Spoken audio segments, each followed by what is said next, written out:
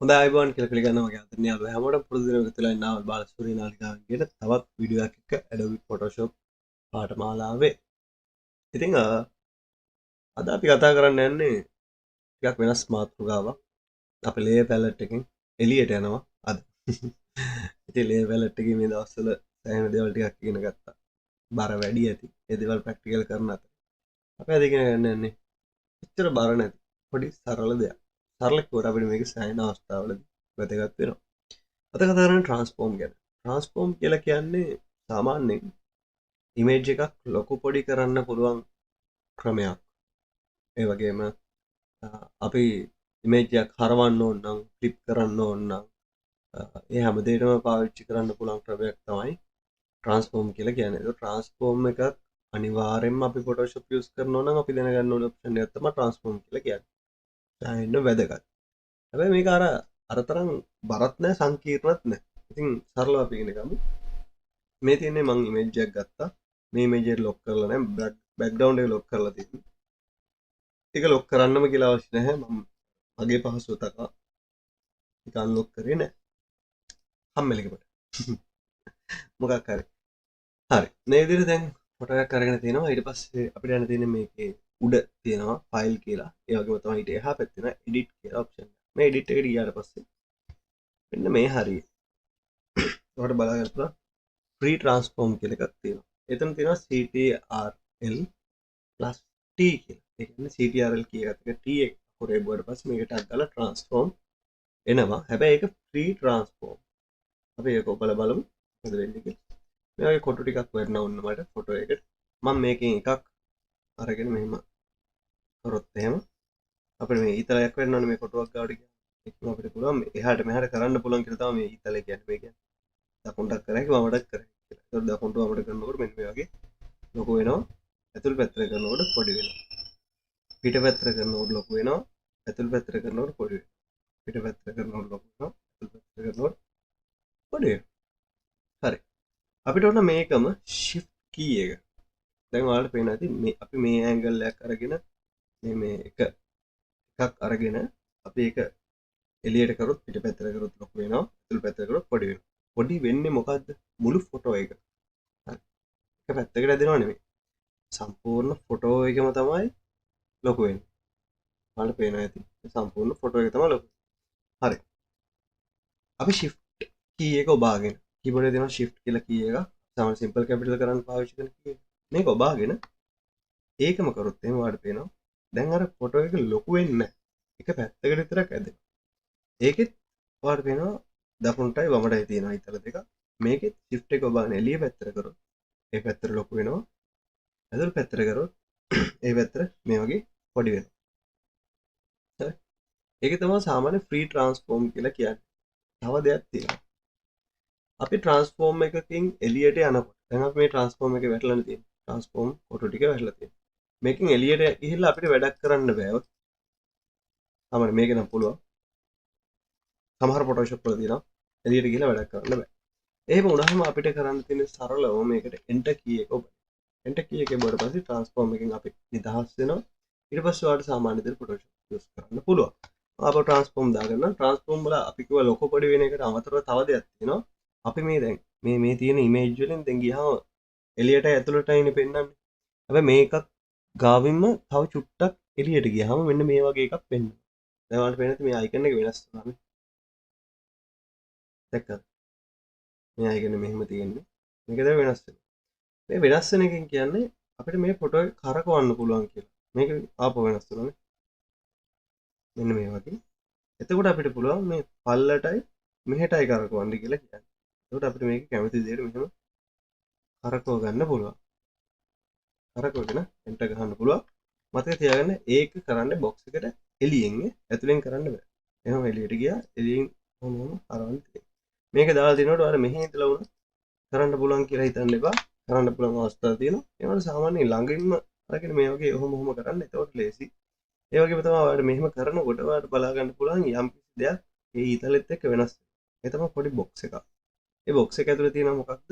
අංශක ගාන. ඒ කියන්නේ ඔයා අංශක කීයක් මේක හැරෙව්වාද කියලා ඔයාලට බලා ගන්න පුළුවන්. පොප් වෙන අර බොක්ස් එක ඇතුලේ. දැන් 19.7යි.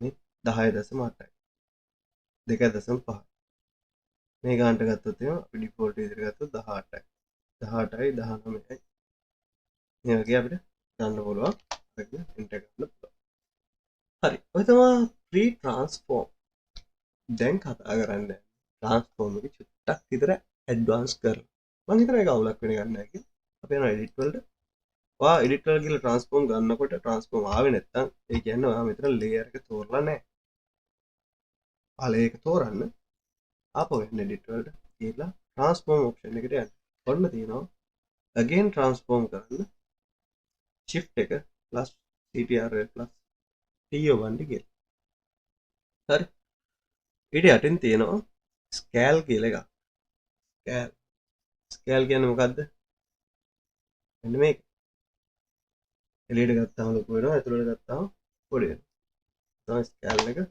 ඒක අනිත් සිස්ටම් එක නෑ අනිත් මොකුත් නෑ ස්කෑල් එකේ ඒක විතරයි තියෙන්නේ තමයි ඒක තේරෙන්නේ නැති කියලා ඉතින් ස්කෑල් එක මේක ස්කෑල් කරන්න විතරයි ලොකු පොඩි කරන්න විතරයි මේ මෙහෙට ආවම ඊතල පෙන්වන්නේ නැහැ හරවන්න හරි මෙහෙම විතරයි ඊගොල්ලෝ එඩිට් එකට යනවා ට්‍රාන්ස්ෆෝම් වලට යනවා රොටේට් කියන එකට ගියහම අපිට පුළුවන් මේක ස්කේල් කරන්න බෑ ලොකු පොඩි කරන්න බෑ මේක පුළුවන් හරවන්න විතරයි හරවනවා විතරයි ඔහො අරගවිල්ලා වගේ හරි ඒක අපිට රොටේට් එක ඊගොල්ලෝ අපි ආවෝ ට්‍රාන්ස්ෆෝම් වලට ගිහලා ස්කේව් එක ගත්තා දැන් ස්කේව් එකේ සිද්ධ කරන්නේ මේ එක පොයින්ට් එකක් අරගෙන අදින එක මේ එක පොයින්ට් එකක් අරගෙන අදින. එතකොට මේකෙන් එක අංශයක් ස්ථාවරව තියලා ඒක මම විද්‍යාත්මකව පැහැදිලි කරන්නේ. ආර්ථික විද්‍යාව අනුව කියන්නේ. සියලු විචල්යන් ස්ථාවරව පවතින කල්හි එකක් පමණක් වෙනස් වෙනවා නම් අන්න ඒක. ඒ කියන්නේ මේ එකක්වත් ඩොට්ස් වෙනස් වෙන්නේ නැහැ. මේ 1 2 3 4 5 මේ 6 වෙනස් වෙන්නේ නැහැ. හැබැයි මේක වෙනස් වෙනවා. මේක වෙනස් වෙනකොට ඔයාලට පේන ඇති මේ එක කොනක් විතරක් අපිට පුළුවන් එහාට මෙහාට ගෙනියන්න. මේ තුන ඩිෆෝල්ට් අරක නිකන් ඇදෙනවා. ඒ කියන්නේ ඇදෙන පැත්තට ඇදෙනවා. හරි. ඒකට කියනවා අපි ස්කේල් කියලා. අපිට පුළුවන් මේක පාවිච්චි කරලා මෙන්න මේ වගේ නිර්මාණ කරන්න. මේ ස්කේල් කියන එක විතරක් පාවිච්චි කරලා. නිකන් හැරවෙච්ච බිත්තියකට මේක ෆොටෝ එක නිකන් ගිහිල්ලා අලවන්න වගේ. එහෙම කරන්න පුළුවන්. මේ ඒකට අපි කියන ස්කේල් කියලා ඊගාවට අපි යනවා අපෝ එඩිට් වල. එඩිට් වල ගිහිල්ලා අපි ට්‍රාන්ස්ෆෝම් වලට ගිහිල්ලා අපි යනවා ඩිස්ටෝට් වලට. ඩිස්ටෝට් වලට ගියාට පස්සේ ඔයාලට පුළුවන් දැන් විචල්යන් දෙකක් වෙනස් කරන්න. මම චිල්ලාවට වගේ අරගෙන ගියා මැද්දට. දැන් අපි එහෙම කරමු. දැන් මේකෙදි විචල්යන් දෙකක් වෙනස් වෙනවා. නේ? තේරෙනවද? මැද්ද එකකට මේක ස්ථාවරයි. අනිත් ටික ඔක්කොම වෙනවා. මේක ගත්තොත් එහෙනම් මේක ස්ථාවර වෙනවා අනිත් ටික වෙනවා අසයි ඒකේ පොඩි ආර්ට් එකක් තියෙනවා වගේ තේරෙන්නේ නැත්නම් කොහොම කරනකොට හරි මේ පැත්ත ගත්තොත් එහෙනම් මේ පැත්තේ විචල්ය අපි හැම වෙලාවෙම මේක කරන එක තියෙනවානේ කරන එකට ප්‍රතිවිරුද්ධ පැත්ත හෙල්ලෙන්නේ කරන එක තමයි හෙල්ලෙන්නේ ඔව් කියලා තමයි ඔළුව වෙන්නේ හරි මේක එන්ටර් එක දා ගන්නවා ඊට පස්සේ එඩිට් වලට යනවා එඩිට් වලට ගිහලා ට්‍රාන්ස්ෆෝම් වලට ගිහලා අපි යනවා මේකේ තියෙන මොකද්ද පර්ස්පෙක්ටිව් හරිනම් පර්ස්පෙක්ටිව් එකේදී අපිට පුළුවන් මෙන්න මේ වගේ තුනක් වෙනස් කරන්න මේ විදිහ තමයි වෙන්නේ මේ එකින් එක කරලා බලන්න ඕනේ මම නිකන් අර ඔයාලට නිකන් හාස්‍ය ජනකව මේ දේවල් කරන්න කියලා තින්නේ හේතුව කරන්න ආසාව ඇති වෙනවා එක මේ අනිත් එක මතක හිටිනවා අපේ ට්‍රාන්ස්ෆෝම් වලට verb කියන එක වැදගත් verb කියන එකේදී වෙන්නේ දැන් අපි කලින් දේවල් කර ඉමේජ් එකට නිකන් එච්චර නිකන් අර සෙන්සිටිව් ගතියක් දෙන්නේ නැතුව නිකන් ජොලියට වගේ හරිද ඒ කියන්නේ කරන්න තියෙන වැඩ තියෙනවා නමුත් කොහොමද කියන්නේ මේක මම තේරුම් ගන්න ඒකට වැඩි මේක ටිකක් සීරියස් verb කියන එකෙන් වෙන්නේ මෙන්න මේ වගේ තැන් තැන් වලින් චේන්ජ් කරන්න පුළුවන් ඉමේජ් අපි හිතමු මෙන්න මේ වගේ ඔන්න ඔය වගේ දාන්න කියලා මේක මේ අඩු වැඩි කරන්න පුළුවන් ටික වලින් එළියට අරගෙන ඔයාලට කැමති විදිහකට මේක මේ හදන්න පුළුවන් ඔකට තමයි වර්ක් කරනවා. දැන් මේක එන්ටර් කරොත් එහෙනම් මේ වගේ ෆොටෝ එකක් තමයි බලගන්න. එච්චරම සීරියස් නෑ නිකන් පොඩ්ඩක්. එතකොට වල ඒ කියන්නේ සීරියස් කරගෙන අහගන්න හින්දා මම පොඩ්ඩක් කියලා දුන්නේ. දැන් අපිට මේකට ඕන කලින් සතිය ඉගෙන ගත්ත ඩ්‍රොප් ෂැඩෝ ටිකක් එහෙම දාලා ගන්න පුළුවන් ලස්සනයි ඒක. සකන බලවද? බ්ලෙන්ඩින් ඔප්ෂන් එකට ගියා. ඩ්‍රොප් ෂැඩෝ එකක් ගත්තා. ඔපැසිටි ගන්න තිබිච්ච ආවේ ඩිස්ටන්ස් එක. ඒක අඩු කරගත්තා. පොඩි ක්වොලිටි එකක් තියෙනවා. හරි. ඔය විදිහේ ලස්සන ගන්නේ. මම ලස්සනයි කියලා. හරි. ඊට පස්සේ අපි දැන් අපි අපෝ යනවා එඩිට් වලට. ඇඩ් එක ඉවරයි. එඩිට් වලට යනවා. ට්‍රාන්ස්ෆෝම් වලට යනවා. ඊට පස්සේ තියෙනවා rotate 180 degree. මේක සාමාන්‍යයෙන් වෙන්නේ අපි rotate කරන එක rotate default කරන එක. ඒ කියන්නේ අර ඊතලය අරගෙන කරකවන්න නැතුව මේ rotation එක 180ක් කියලා කෙලින්ම දුන්නොත් මොනවා වෙයිද? සාමාන්‍ය 90ක් clockwise කරගුණත් එහෙමයි. නැත්තම් 180ක් clockwise කරගෙනවා කියන්නේ මේක සම්පූර්ණයෙන් කන පිට ගහනවා. ඒ කියන්නේ මගේ ෆොටෝ එක ඔළුවෙන් හිට ගන්න තැනටපත්. අපි දාලා බලමු rotate 180 degree. මේ සම්පූර්ණ 180ක් ගහලා තියෙන්නේ NB කියන එක අනිත් පැත්තට ඇවිල්ලා තියෙනවා. මේක 180 විදිහට ගන්න අපි සාමාන්‍යයෙන් දර්පණයකින් අපිට පේන විදිය. නේද? අනිත් පැත්ත ගහනවා කියන්නේ. ඒ කියන්නේ වතුරකින් ප්‍රතිබිම්බය පේන. අන්න ඒ වගේ සිහින. අන්න දර්පණයේ වතුරකින් ප්‍රතිබිම්බය පේනවා. හරි. ඊගාවට edit වලට ගියා. transform වලට ගියා. 90 degree clockwise කිව්වම අපි clockwise කියන එක තේරුම් ගමු. clockwise කියලා කියන්නේ වම ඉස්සර දකුණට කියන එක. ඒ හේතුව තමයි දැන් අපි ඔරලෝසුවේ කටු කරගන්නේ කොහෙද? දකුණු පැත්තටනේ. අන්න ඒක තමයි clockwise කියලා කියන්නේ.